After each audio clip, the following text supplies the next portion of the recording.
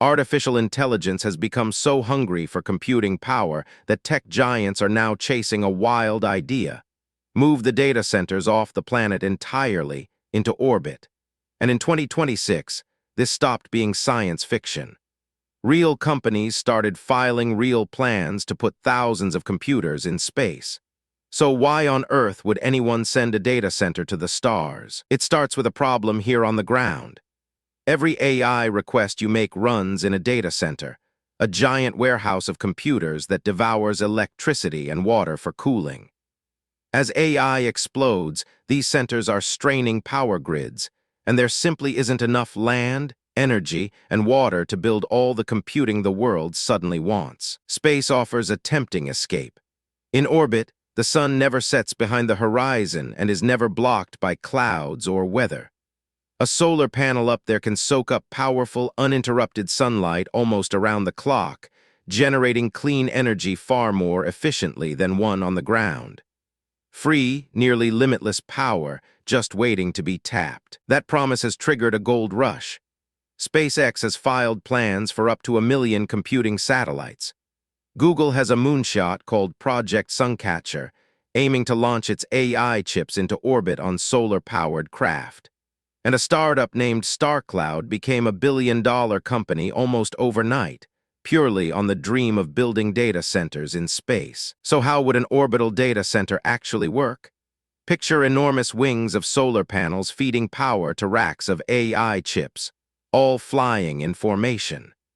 Instead of cables, the satellites would talk to each other and to the ground using beams of laser light, knitting the whole swarm together into a single, giant supercomputer orbiting the Earth. But space is brutally unforgiving, and the first great challenge is heat. Computers generate enormous warmth, and on Earth we blow air or pump water to cool them. In the vacuum of space, there is no air at all, so the only way to shed heat is to radiate it away. That demands vast radiator panels, sometimes larger than the computers themselves. The second challenge is radiation. Beyond our atmosphere's shield, a storm of cosmic rays and solar particles constantly bombards electronics, flipping bits and damaging delicate chips. The very first thing Google plans to test in orbit is brutally simple. Will its AI processors even survive the sun's radiation long enough to be useful? So why is this happening right now? Because the price of reaching space has collapsed. Reusable rockets have made launching cargo dramatically cheaper than ever before. Suddenly the math changes.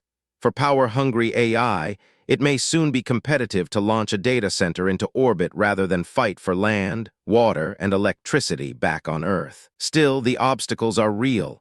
A broken computer in orbit is almost impossible to repair.